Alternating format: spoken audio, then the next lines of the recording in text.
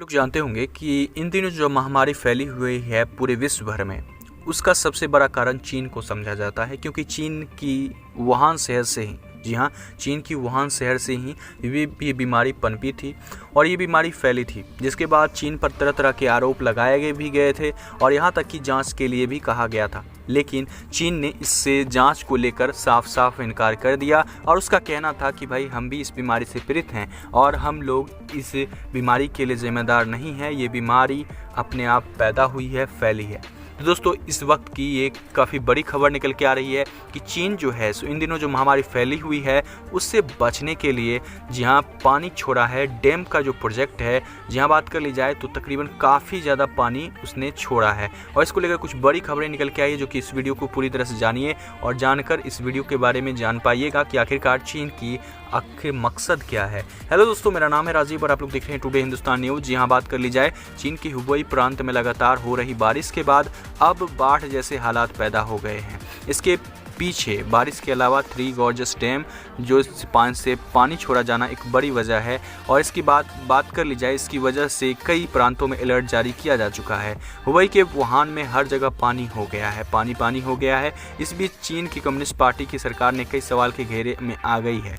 जी हाँ, सरकार दावा करती है कि यह बांध पूरी तरह से सुरक्षित है, जबकि पर्यावरणविद आरोप लगाते हैं कि दरअसल ये बेतहाशा पानी की वजह से यह टूटने के कगार पे पहुंच चुका था। जी हाँ दोस्तों, एक तरफ कहा जाता है कि भाई पानी जो है, ये जो डैम था एकदम सुरक्षित था, डैम की में पानी भर सकता था, लेकिन ये डैम टूटने वाला नहीं था। लेकिन कुछ लोग कह रहे हैं कि जो कि मतलब उससे सरकार के अंतर्गत काम करते हैं, वो उनका कहना कि भाई पानी जो है सो इतना भर गया था कि डैम टूट भी सकता था, इसलिए पानी छोड़ दिया गया। जी हाँ, बता दें कि कुछ सामाजिक कार्यकर्ताओं का यह दावा है कि इन दिनों जो महामारी फैली हुई है वो WHO की जांच से बचने के लिए सरकार ने जानबूझकर ऐसा किया है। जी हाँ, WHO की जांच से बचने के लिए ऐसा किया गया है। एशिया की सबसे बड़ी नदी यांगेंस के ऊपर हुबेई में बना थ्री गॉर्जेस डैम दुनिया का सबसे बड़ा ग्रेविटी हाइड्रो इलेक्ट्रिक सिस्टम है। इसे बनाने में तकरीबन 1994 से 2012 तक का वक्त लग गया था। यह विशाल जो बांध है 2309 मीटर लंबा, 185 मीटर ऊंचा, इसमें तकरीबन इसमें 5 तल का सिप लॉक है और 34 हाइड्रो पावर टर्बो जनरेटर हैं।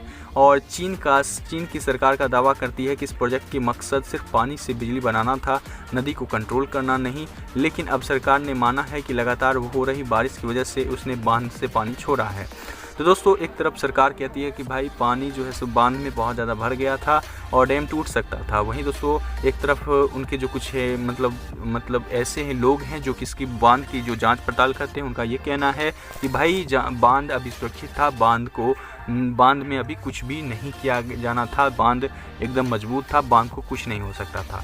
तो इस तरह से दोस्तों चाइना जो है इस गेम खेल रहा है। चाइना जो है सो उस डैम से पानी तो छोड़ दिया है और यहाँ तक कि वुहान शहर में ये पानी पूरा फैल गया है, जिससे किसी भी तरह का जांच ना हो पाए। जी हाँ, मानव अधिकार कार्यकर्ता जेनिफर जेंग ने आरोप लगाया कि बारिश से बांध में पानी बढ़ने की वजह से इसे गेट नहीं खोले गए हैं। उनका दावा है कि चीनी प्रशासन जानबूझकर हुबेई में पानी छोड़ा है ताकि वुहान में बाढ़ के हालात पैदा किए जा सकें। इसके पीछे इन दिनों जो महामारी फैलने की जांच को लेकर कई बात उन्होंने वजह बताई। इन विश्व स्वास्थ्य संगठन के एक्सपर्ट चीन में हैं और वो वुहान में इस महामारी के फैलने को लेकर जांच करने वाले हैं। लेकिन चीन पर इस बात पर आरोप लगते रहे हैं कि वुहान में वायरोलॉजी लैब से इन दिनों वायरोलॉजी लैब से जो महामारी फैली थी, फिर चीन ने इसे रोकने की जानकारी छिपाई थी। जेंग का दावा है कि इस जांच में रुकावट डालने और सबूतों को मिटाने के लिहाजे से चीन ऐसा कर रहा है।